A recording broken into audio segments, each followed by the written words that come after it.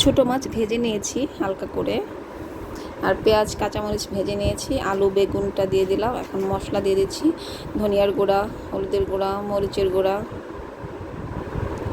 হ্যাঁ, আর হচ্ছে হাফ চামচ করে দেওয়া হয়েছে সব, হলুদের গুঁড়া, মরিচের গুঁড়া, ধনিয়া গুঁড়া, আর লবণ 1 চামচ দেওয়া হয়েছে।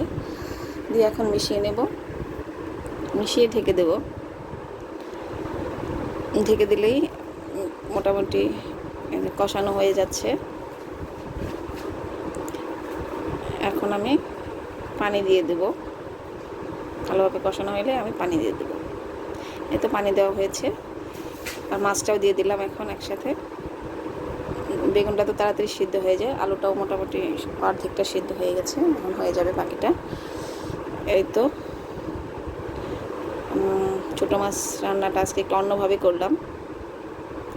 ছোটো মাছটা আমি যেভাবেই করি সেভাবেই ভালো লাগে। এখন ভাত দিয়ে খাচ্ছি, খেতে খুবই মজা লাগে, খুবই পছন্দ আমার ছোটো মাছ, অসাধারণ টেস্ট।